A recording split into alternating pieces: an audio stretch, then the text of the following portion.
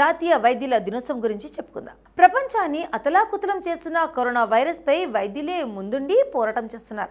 తమ ప్రాణాలను ఫనంగా పెట్టి లక్షలాది మంది ప్రాణాలను కాపాడుతున్నారు.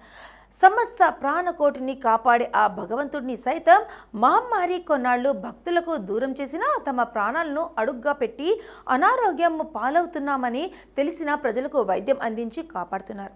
పీపీఈ కిట్లతో ఒళ్ళంతా ఉక్కిపోతున్నా, మాస్క్లతో ముఖం కమిలిపోతున్నా, శానిటైజర్లతో చేతులు ఒరిసిపోతున్నా తమ వృత్తి పట్ల అంకిత భావంతో కరోనా రోగులకు వైద్యం అందించి చిరునవ్వుతో ఇంటికి పంపుతున్నారు. వైద్యో నారాయణో హరి అన్నది భారతీయ సంస్కృతిక ప్రాణం పోసేది బ్రహ్మ అయితే పునర్జన్మనిచ్చేది వైద్యులు. అందు వైద్యో నారాయణ హరి అంటారు. వైద్యుడు దేవుడితో సమానం. కనిపించని తల్లిదండ్రులు విద్యాబుద్ధులు నేర్పించే గురువు తర్వాత దేవుడిగా భావించేది వైద్యుడినే.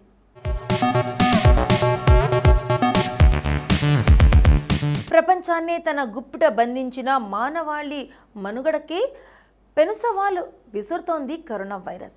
ఈ మహమ్మారి నుంచి రక్షించేందుకు ఆరోగ్య యంత్రాంగం పగలు రాత్రి తేడా లేకుండా కష్టపడుతుంది. ఈ పోరాటంలో పలువురు వైద్యులు సమిధలవుతున్నారు. రోగికి ప్రమాదకరంగా ఉంటే ఏ సమయమైనా ఆసుపత్రికి చేరుకొని చికిత్స అందించాలనే తపనతో ఉంటారు. ఇక డాక్టర్ జీసీ రామ్ అందించిన వైద్య సేవలను గుర్తించిన ప్రభుత్వం ఆయన పుట్టినరోజైన జూలై 1న డాక్టర్స్ డేగా జరుపుకోవాలని ప్రకటించింది. పశ్చిమ బెంగాల్ రెండో ముఖ్యమంత్రిగా పనిచేసిన బీదాస్ చంద్రరాయ్ అనేక వైద్య సంస్థల ఏర్పాట్లో కీలక పాత్రలు పోషించారు. జాదవ్పూర్ టీబీ ఆసుపత్రి, చింతరజన్ సేవా సదన్, కమలా నెహ్రూ మెమోరియల్ ఆసుపత్రి, విక్టోరియా ఇన్స్టిట్యూషన్స్, చిత్తరంజన్ క్యాన్సర్ ఆసుపత్రి, చిత్తరంజన్ సేవా Sadan for women and children తదితర ప్రతిష్టాత్మక సంస్థల్ని ఆయన హయాంలో పురుడు పోసుకున్నవే. మహిళలకు సామాజిక సేవ, నర్సింగ్లో శిక్షణ ఇప్పించడానికి ఆయన ప్రత్యేక కేంద్రాలను ఏర్పాటు చేశారు.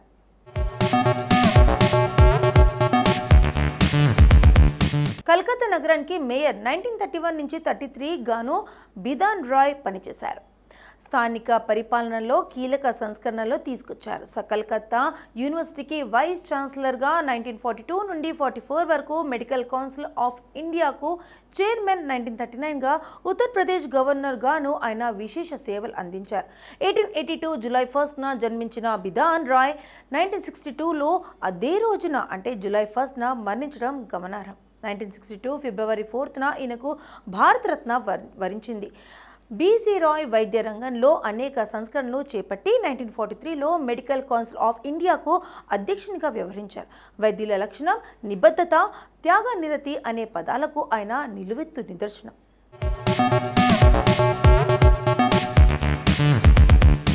నవ్వించడం ఒక యోగము, నవ్వడం ఒక భోగము, నవ్వకపోవడం ఒక రోగం అని ప్రసిద్ధి. నిత్యం మనం ఎదుర్కొనే ఒత్తిడిని తగ్గించే మంచి మెడిసిన్ నవ్వు. ప్రపంచంలో ఒకరినొకరు నవ్వుతూ పలకరించుకుంటే అసలు యుద్ధాలు రావని ప్రముఖ గ్రీకు తత్వవేత్త అరిస్టాటిల్ ఎప్పుడో చెప్పారు. నవ్వుకు ఉన్న బలం అలాంటిది. నవరసాల్లో మనం ఆరోగ్యాన్ని కాపాడే ఔషధం హాస్యం. అందుకే నవ్వు 40 విధాల గ్రేట్ అంటారు. నేడు జూలై 1 అంతర్జాతీయ జోక్స్ దినోత్సవాన్ని ఆనందంగా జరుపుకుందాం. చిరునవ్వు మనిషికి దేవుడిచ్చిన ఓ గొప్ప వరం. జీవితంలో మనకు కలిగే ఎన్నో అనుభూతులు, నవ్వు వల్ల కలిగే ప్రయోజనాలకు ప్రత్యేక స్థానం ఉంది.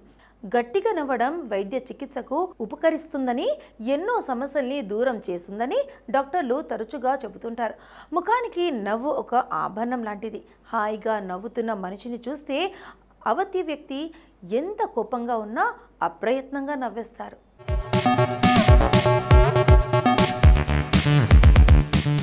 నవ్వుల కోసం ఓ రోజున ఏర్పాటు చేయాలని 1995 మార్చ్ 13న భారతీయ వైద్యుడు doctor Madan Kataria laughing event celebrate చేశారు. మొట్టమొదటి నవ్వుల దినోత్సవాన్ని 1998 జనవరి 11న ముంబైలో నిర్వహించారు. ఈ లాఫింగ్ పండుగను నేడు దాదాపు 100 దేశాల్లో సెలబ్రేట్ చేసుకుంటున్నారు. ప్రపంచ నవ్వుల దినోత్సవాన్ని మొదట్లో జనవరి 2 ఆదివారం నాడు జరుపుకునేవారు. అయితే లాఫర్స్ క్లబ్ ఇంటర్నేషనల్ వాళ్ళు ఈ దినోత్సవాన్ని మే 1 వారం నాడు జరపాలని నిర్ణయించారు. దీంతో పాటుగా ప్రతి ఏడాది జూలై 1న అంతర్జాతీయ జోక్స్ దినోత్సవాన్ని జరుపుకుంటున్నాం. మన తోటి వారికి సంతోషాన్ని కలిగించేలా జోక్స్ చెబుతూ నవ్వు తెప్పించి వారి ఆయుష్ను పెంచే ప్రయత్నం చేద్దాం. మన ఆయుష్ను పెంచుకుందాం. నవ్వుకు ఉన్న ప్రాధాన్యతను గుర్తించి మన పూర్వీకులు హాస్యానికి పెద్దపీట వేశారు.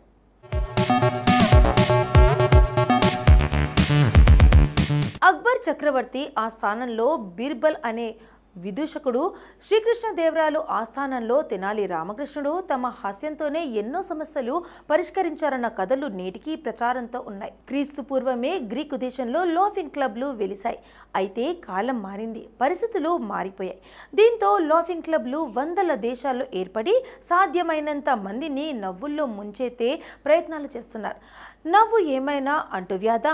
దాదాపు 6 దశాబ్దాల కిందట ప్రతి మనిషి రోజుకు సగటున 18 నిమిషాలు నవ్వేవారట. అయితే రాను రాను పని ఒత్తిడి, ఇతరాత్ర కారణాలతో నేడు అది తక్కువ కాలంలో 5 నిమిషాలకు తగ్గిపోయింది. జర్మనీ సైకియాట్రిస్ట్ వాళ్ళు పరిశోధనలో తేలింది. పెద్దల కంటే పిల్లలు 3 రెట్లు అధికంగా నవ్వుతారు. తోటి వాళ్ళు నవ్వితే మనం కూడా అప్రయత్నంగా నవ్వుకుంటాం. ఇదేమైనా అంటువ్యాధ అని శాస్త్రవేత్తలు పరిశోధన చేస్తున్నారు. మెదడులోని ఓ భాగం వలన ఎవరైనా గట్టిగా నవ్వితే మనం కూడా నవ్విస్తాం.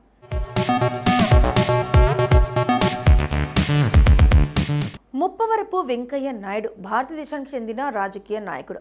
ఆయన 2017 నుండి 2022 వరకు భారతదేశానికి 13వ ఉపరాష్ట్రపతిగా పనిచేశాడు. వెంకయ్య నాయుడు మోదీ మంత్రివర్గంలో కేంద్ర హౌసింగ్ అండ్ పట్టణ పేదరిక నిర్మూలన, పట్టణాభివృద్ధి అండ్ సమాచార ప్రసార మంత్రిగా పనిచేశాడు. వెంకయ్య నాయుడు 2002 నుండి 2004 వరకు భారతీయ జనతా పార్టీ జాతీయ అధ్యక్షుడిగా పనిచేశారు. ఆయన అటల్ బిహారీ వాజ్పేయి ప్రభుత్వంలో గ్రామీణాభివృద్ధికి కేంద్ర మంత్రిగా పనిచేశారు.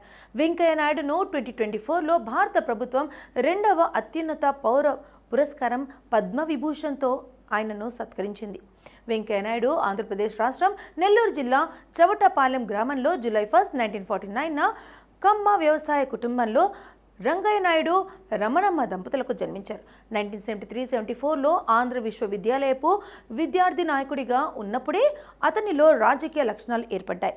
1977 నుండి 1980 వరకు జనతా పార్టీ యువ విభాగానికి అధ్యక్షుడిగా వ్యవహరించారు. అదే సమయంలో 1978లో తొలిసారిగా ఉదయగిరి శాసనసభ నియోజకవర్గం నుంచి ఆంధ్రప్రదేశ్ శాసనసభ ఎన్నికయ్యాడు.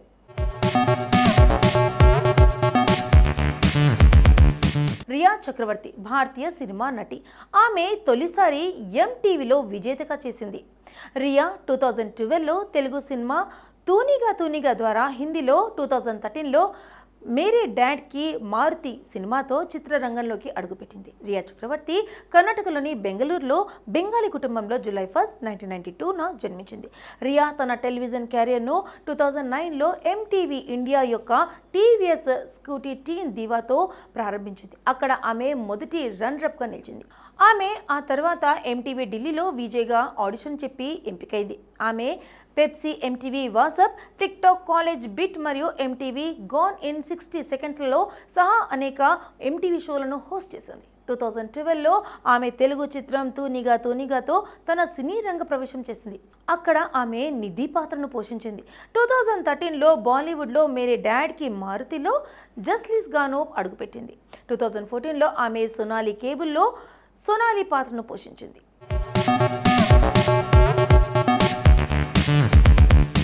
ఆదిత్య రాజ్ కపూర్ ఒక భారతీయ నటుడు, చిత్ర నిర్మాత, రచయిత మరియు రిటైర్డ్ వ్యాపారవేత్త. కపూర్ నటులు షమ్మి కపూర్, గీతా బాలికలకు 1 జూలై 1956న బొంబాయిలో జన్మించారు. తన పాఠశాల విద్యను పూర్తి చేసిన తర్వాత కపూర్ తన రొమాంటిక్ చిత్రం బాబీ 1973 కోసం తన మామ రాజ్ కపూర్తో అసిస్టెంట్ డైరెక్టర్గా తన నటనా వృత్తిని ప్రారంభించాడు. తర్వాత సినిమాల్లో అసిస్టెంట్ డైరెక్టర్గా పనిచేశాడు. ధరం కరం 1975, సత్యం శివం సుందరం 1978, గేరాఫ్తార్ 1985, అజూబా 1990లో పనిచేశాడు. అతను సత్యం శివం సుందరం చిత్రంలో వాక్ ఆన్ పార్ట్ కూడా చేశాడు. అతను 1989లో జినతమాన్, తనుజ మరియు శేఖర్ కపూర్ కీలక పాత్రలో నటించిన గవాహి చిత్రంతో నిర్మాతగా మారాడు. ఆ తర్వాత అతను టెలివిజన్ కార్యక్రమాలను నిర్మించడం మొదలుపెట్టారు.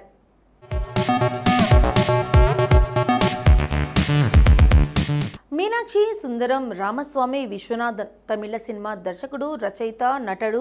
ఆయన దర్శకుడు కె బాలచందర్ వద్ద అసిస్టెంట్ డైరెక్టర్గా తన సినీ జీవితాన్ని ప్రారంభించి 1977లో పట్టిన ప్రవేశం సినిమాకి కథా రచయితగా పరిచయమై 1981లో తమిళంలో విడుదలైన కుటుంబం ఓరు కదంబం అనే సినిమాతో నటుడుగా 1982లో కణ్మాణి పుణంగా సినిమాతో దర్శకుడిగా పరిచయం అయ్యారు. ఆయన తెలుగులో ఆడదే ఆధారం సినిమాకి దర్శకత్వం వహించారు. వీసు 2016లో భారతీయ జనతా పార్టీ ద్వారా రాజకీయాల్లోకి వచ్చి తమిళనాడు బీజేపీలో క్రియాశీలకంగా పనిచేశాడు. మీనాక్షి సుందరం రామస్వామి విశ్వనాథన్ 1945 జూలై 1న తమిళనాడులో జన్మించారు. వైజి పార్థసారథి నాటక బృందంలో సభ్యుడిగా తన క్యారియర్ ప్రారంభించాడు. అక్కడ నాటకాలకు స్క్రిప్ట్ సమకూర్చేవారు. తర్వాత కె బాలచందర్ దగ్గర సహాయ దర్శకుడిగా చేరాడు. ఆయన దగ్గర పలు సినిమాలకు స్క్రీన్ ప్లే విభాగంలో పనిచేశారు. 1981లో ఎస్పి ముత్తురాజన్ దర్శకత్వంలో వచ్చిన కుటుంబం ఓరు కదంబం అనే సినిమాతో నటుడిగా మారాడు. అదే సినిమాకు ఆయన స్క్రీన్ ప్లే కూడా రాశాడు. కొన్ని సినిమాల్లో ఆయన ప్రధాన పాత్ర పోషించినప్పటికీ ఆయన సహాయ నటుడిగానే సుపరిచితుడు.